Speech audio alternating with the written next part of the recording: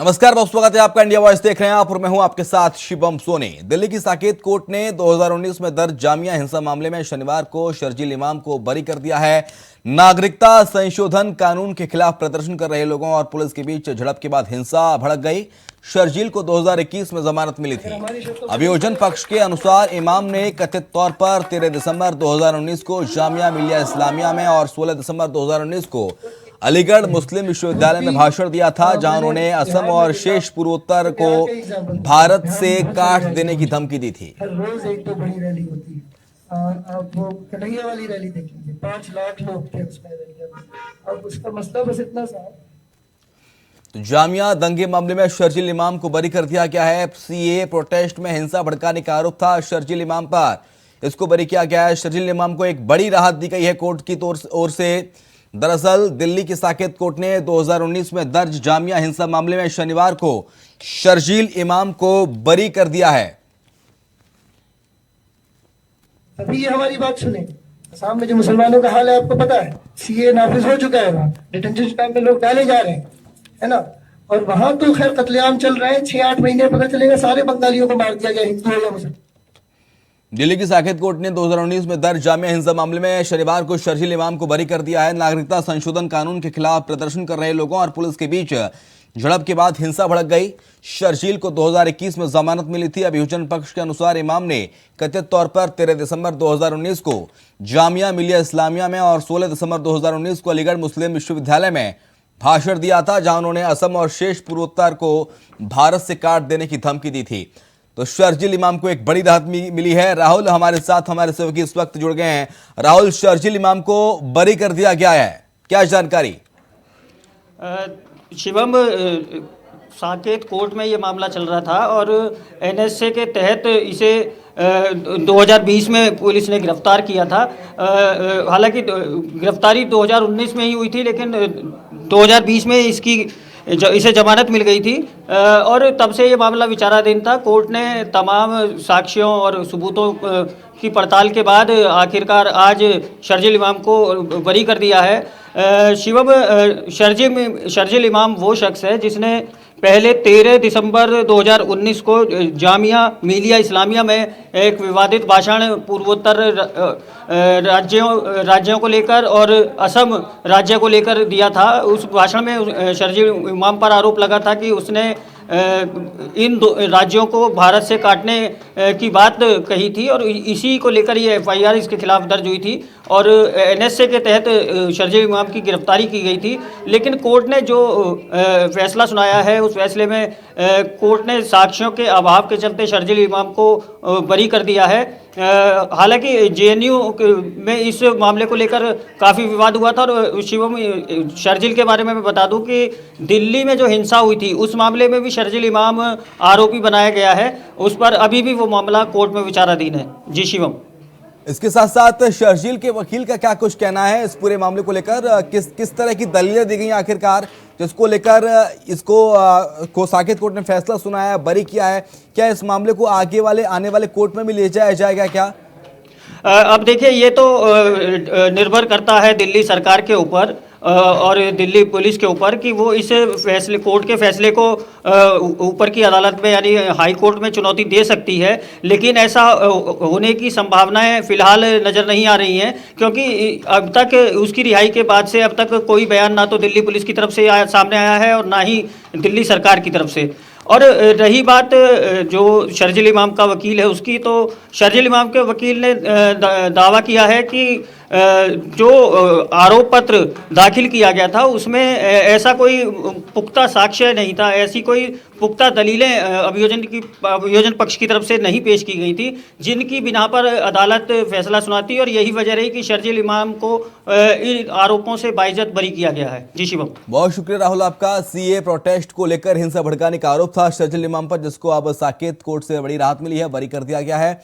अगली खबर का रुख कर लेते हैं। उत्तर प्रदेश से खबर है, लखनऊ से सपा कार्यालय के बाहर पोस्टर लगे हैं। सपा नेता पंडित अवधेश शुक्ला ने पोस्टर लगाया है और पोस्टर में लिखा है, गर्व से कहो हम ब्राह्मण हैं, लेकिन बीजेपी ब्राह्मण विरोधी है। अवधेश शुक्ला ने कहा है, हम रामचरितमानस का विरोध नहीं करते, ऐसा कहा है शुक्ला ने, अवधेश शुक्ला ने। उन्होंने लिखा है, चौपाई में लिखे गलत शब्दों का विरोध है, ये अवधेश शुक्ला ने कहा। महाराष्ट्र में समाजवादी पार्टी के नेता हैं अवधेश शुक्ला और सपा दफ्तर के बाहर पोस्टर लगाया और कहा है गर्व से कहो हम ब्राह्मण हैं। हालांकि इसे 3 दिन पहले एक पोस्टर लगा गया था, उसमें कहा गया था गर्व से कहो हम शूद्र हैं, और अब एक और पोस्टर नया सामने आया जिसमें कहा जा रहा है कि गर्व से कहो हम ब्राह्मण हैं। उन्होंने कहा कि रामचरितमानस का विरोध नहीं करते, लेकिन रामचरितमानस के अंदर कुछ चौपाइयों का, कुछ गलत शब्दों का विरोध है। ये बात कही है, चौपाई में लिखे गलत शब्दों का विरोध है, अवधेश शुक्ला ने कहा है। महाराष्ट्र में दरअसल समाजवादी पार्टी का नेता है अवधेश शुक्ला। अवधेश शुक्ला समाजवादी पार्टी के नेता बताए जाते हैं महाराष्ट्र के, और इन्होंने ये पोस्टर लगाया है कि गर्व से कहो हम ब्राह्मण हैं, लेकिन बीजेपी ब्राह्मण विरोधी है। ये पोस्टर आपको दिखाने, देखिए एक और अखिलेश यादव का बड़ा सा तस्वीर पोस्टर के अंदर, वहीं उसके ठीक सामने अवधेश शुक्ला नजर आ रहे हैं और कह रहे हैं कि गर्व से कहो हम ब्राह्मण हैं, लेकिन बीजेपी ब्राह्मण विरोधी है। हम रामचरितमानस का विरोध नहीं करते, हम उन चौपाइयों में कुछ शब्द गलत हैं उसका विरोध करते हैं। ये बात कह रहे हैं पोस्टर लगाकर।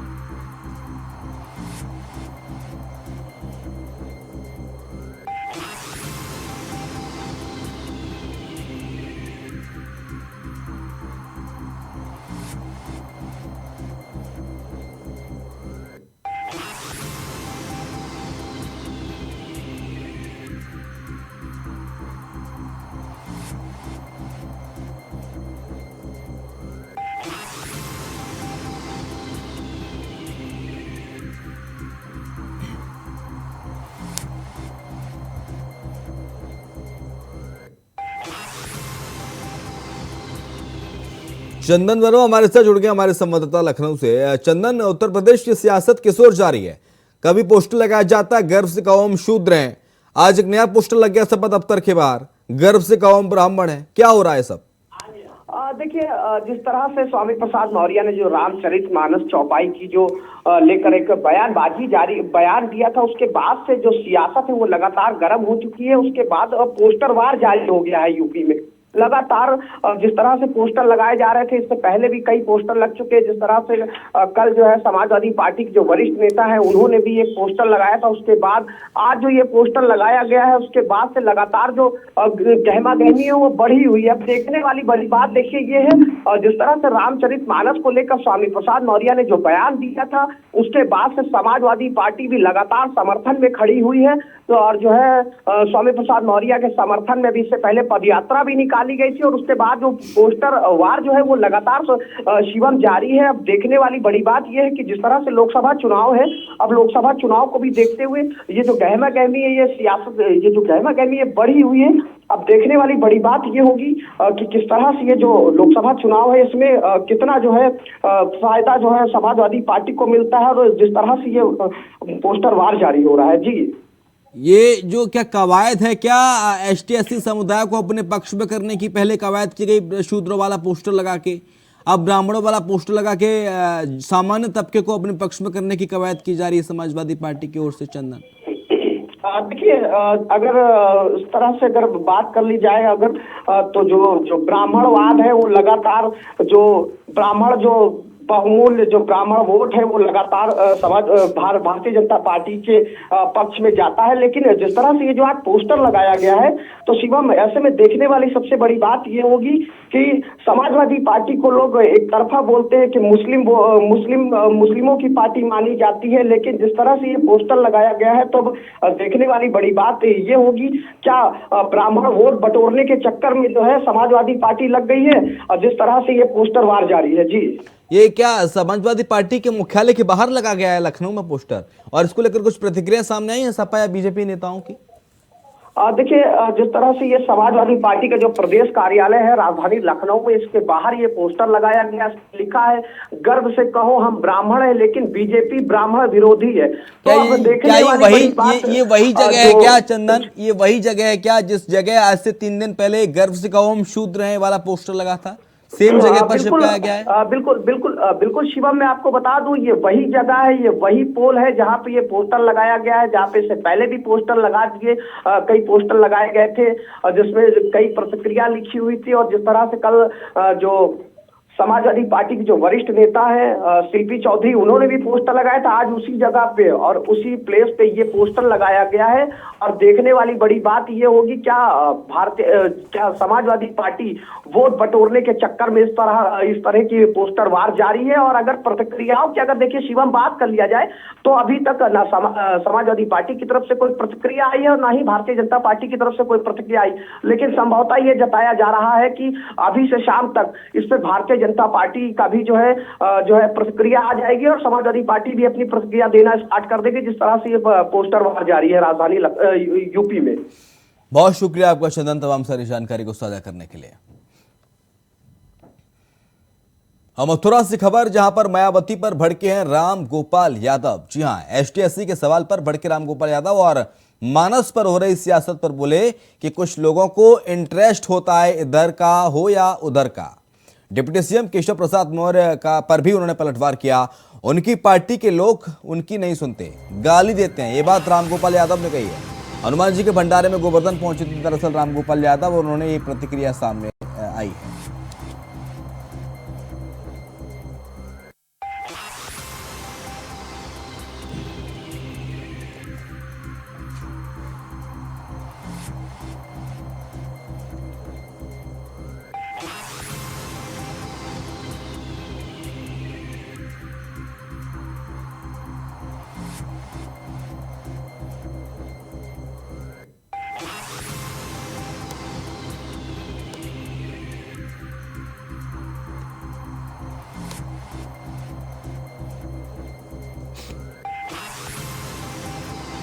मायावती पर भड़के हैं रामगोपाल यादव। एसटी-एससी के सवाल पर भड़के रामगोपाल यादव और सीधे सवाल उठाए उन्होंने।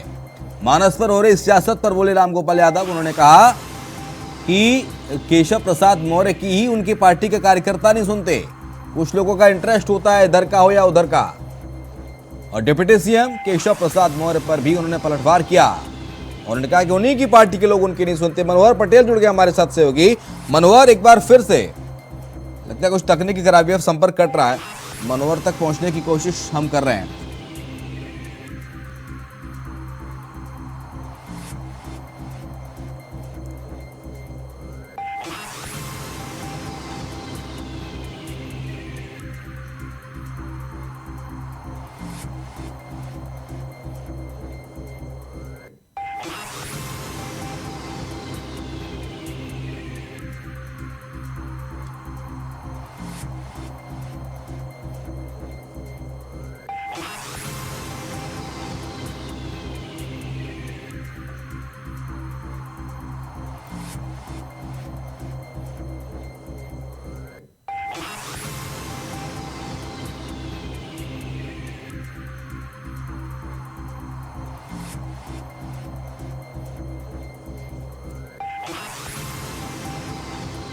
मनोहर पटेल एक बार फिर से जुड़ गए हमारे साथ, हमारे सहयोगी। मनोहर, रामगोपाल यादव का बयान सामने आया, मायावती पर भड़के हैं और साथ ही साथ केशव प्रसाद मौर्य पर भी हमला बोला है रामगोपाल यादव ने। मनोहर जी बिल्कुल, देखिए एक दिवसीय दौरे पर जो कि रामगोपाल यादव है वो गोवर्धन पहुंचे थे, जहां पर उन्होंने मीडिया से बातचीत के दौरान जो कई जो बड़े नेता हैं उन पर हमला बोला है। जी क्या कुछ रामगोपाल यादव की ओर से प्रतिक्रिया देगी? क्या सवाल क्या था पत्रकारों की ओर से मनोहर, और क्या कुछ प्रतिक्रिया सामने है, इसके मायने क्या, एक बार विस्तार से बताइए मनोहर। जी बिल्कुल, देखिए अगर बात की जाए तो रामगोपाल यादव से जब मीडिया से बातचीत हुई थी तो उन्होंने मीडिया से बातचीत में बताया, रामचरित मानस के सवाल पर उन्होंने बताया था कि जिस तरह से बयानबाजी हो रही है, हम भी रामचरित मानस को पढ़ते हैं, जो अच्छी चीजें हैं उनको भी पढ़ते हैं, जो बुरी चीजें हैं उनकी हम चर्चा नहीं करते। और तमाम तरह की बयानबाजी इस दौरान हुई थी और तमाम जो कि विपक्षी नेता उन पर भी उन्होंने हमला बोला था। जी बहुत शुक्रिया मनोहर आपका तमाम सारी जानकारी को साझा करने के लिए। तो मायावती पर भड़के हैं रामगोपाल यादव और सीधे तौर पर उन्होंने प्रतिक्रिया दी।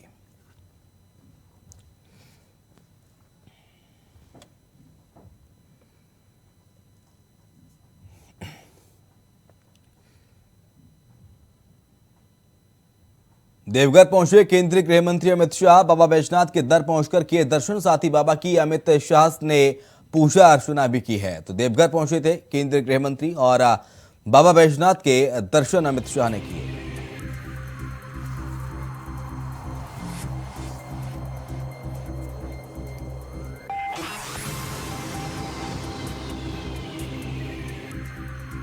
देवघर पहुंचे केंद्रीय गृह मंत्री अमित शाह। बाबा बैजनाथ के दर पहुंचकर किए दर्शन।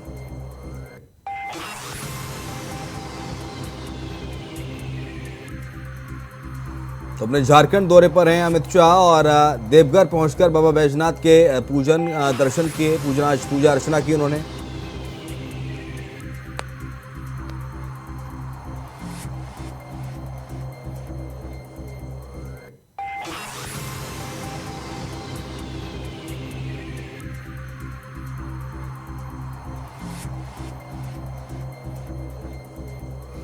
बाबा बैजनाथ के दर पहुंचकर दर्शन किए केंद्रीय गृह मंत्री अमित शाह ने।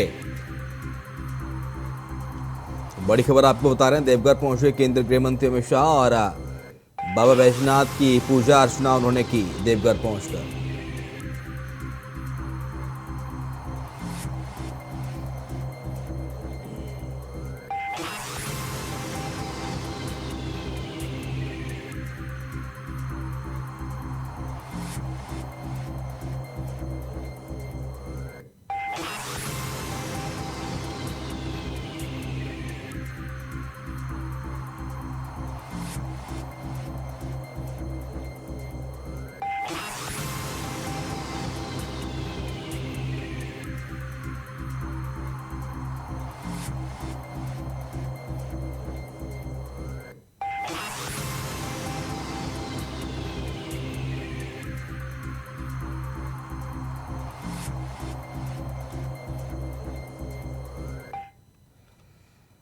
और बात अलीगढ़ की, जहां पर थाना कुआरसी क्षेत्र की टीचर्स कॉलोनी में रहने वाली 70 वर्षीय बुजुर्ग महिला को उसके पति द्वारा 3 तलाक देने का मामला सामने आया। महिला का कहना है कि उसकी कांग्रेस नेत्री बेटी ने उसके साथ बेरहमी से मारपीट भी की। इसका वीडियो सोशल मीडिया पर वायरल हो रहा है। महिला का आरोप है कि थाने में मुकदमा दर्ज किया गया है।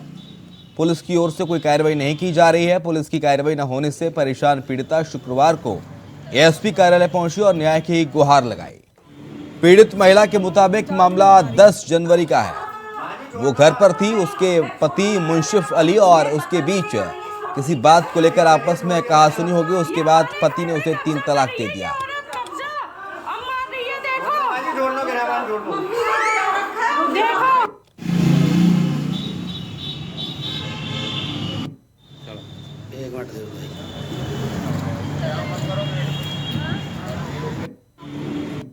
मेरे पति का नाम मुंशिफ अली है। 10 तारीख को वो लोग आए और मेरे साथ मारपीट की और मेरा जो है 3 बार तलाक दी। 70 साल की बूढ़ी मैं औरत हूँ, मैं कहाँ जाऊँ। और अपनी बेटी के साथ आके बेटी ने भी मेरे साथ मारपीट की, दोनों ने की और तलाक दे के चले गए। उसके बाद जो है उन्होंने वो बताती है कि तुम क्या कर लोगी। मैं कांग्रेस महिला अध्यक्ष की नेता हूँ, वो मोर्चा की नेता हूँ। वो क्या है मुझे नहीं मालूम। और मेरी मोदी जी से उनसे सबसे दरख्वास्त है कि मेरी कार्रवाई सुनी जाए। कोई मेरी कार्रवाई नहीं सुनी जाए। मैं 21 तारीख की मैंने दी, आज भी दी है, पर मेरा कोई सुनवाई नहीं हो रही है। आपसे रिक्वेस्ट है। कहाँ जा रही हो? मेरे पति का नाम मुंशिफ अली है। ये उनका प्रॉपर्टी का कोई विवाद है, तो महिला अलग रह रही है अपने हस्बैंड से और अपनी लड़की से। एक लड़की अलग रहती है, बाकी 2 लड़कियां अलग रह रही है। उनके साथ वो महिला रह रही है। इनमें आपस में मारपीट और की घटना हुई थी और ट्रिपल तलाक के वो एक मुकदमा उन्होंने पंजीकृत कराया है। जांच की जा रही है। जांच के अनुसार जो भी तथ्य सामने आएगा उसके अनुसार विधिक कार्रवाई की जाएगी। उसका आरोप है कि इसके पति ने आकर उसके बाद ट्रिपल तलाक मतलब कर दिया है उसे, और ये काफी समय से करीब 20 साल से उनसे अलग। प्रदीप पुंडीर हमारे साथ, हमारे संवाददाता इस वक्त जुड़ गए हैं फोन लाइन पर। प्रदीप, क्या है पूरी खबर?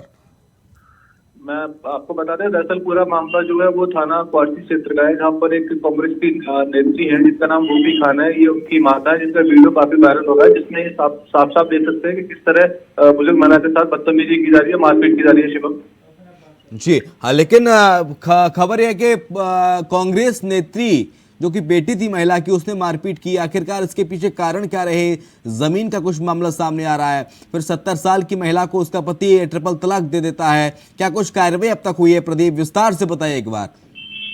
बिल्कुल शिवम, ये दरअसल पूरा मामला जो है वो 77 वर्षीय महिला कहना है कि महिला में और उसकी बेटी जो कांग्रेस नेत्री है, इनमें प्रॉपर्टी को लेकर विवाद चल रहा है और ये विवाद जो है वो 20 साल पहले का बताया जा रहा है। महिला अपने 2 बेटों के साथ अलग रहती है।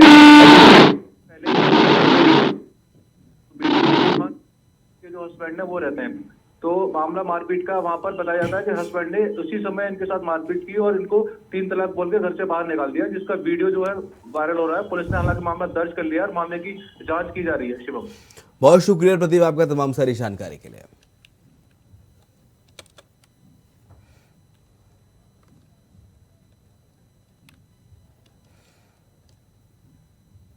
खबर पटना से, जहां पर एयरपोर्ट पहुंची शरद यादव की अस्थियां। जी हां, शरद यादव के बेटे शांतनु की अस्थि कलश लेकर पहुंचे पटना एयरपोर्ट से। आरजेडी प्रदेश कार्यालय हुए रवाना।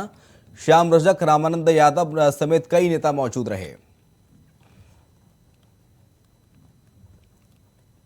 तो पटना एयरपोर्ट पहुंची हैं शरद यादव की अस्थियां। शरद यादव के बेटे शांतनु अस्थि कलश लेकर पहुंचे हैं पटना एयरपोर्ट से। आरजेडी प्रदेश कार्यालय हुए रवाना। श्याम रजक, रामानंद यादव समेत कई नेता मौजूद रहे।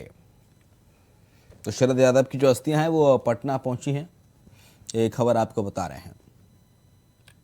पटना एयरपोर्ट पहुंची हैं शरद यादव की अस्थियां और शरद यादव के बेटे शांतनु अस्थि कलश लेकर पटना एयरपोर्ट से आरजेडी प्रदेश दफ्तर के लिए रवाना हुए।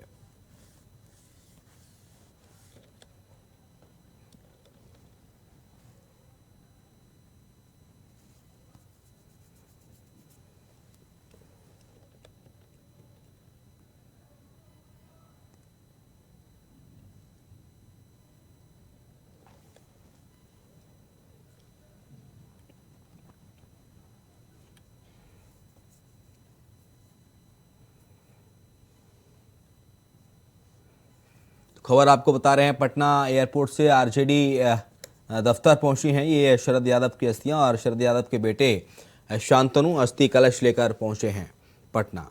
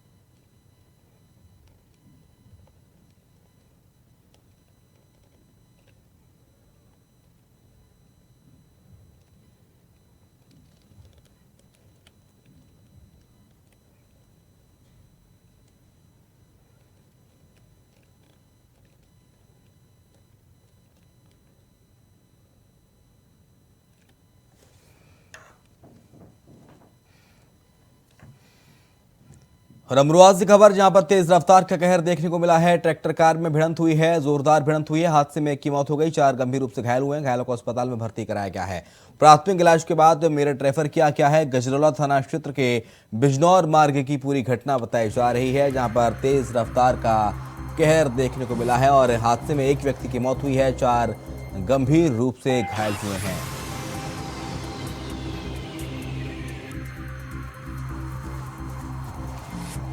अमरोहा से खबर, जहां पर ट्रैक्टर कार में जोरदार भिड़ंत हुई, एक व्यक्ति की मौत होने की खबर सामने आ रही है, 4 गंभीर रूप से घायल हुए हैं। तेज रफ्तार का कहर देखने को मिला है। प्राथमिक इलाज के बाद मेरठ रेफर किया गया है।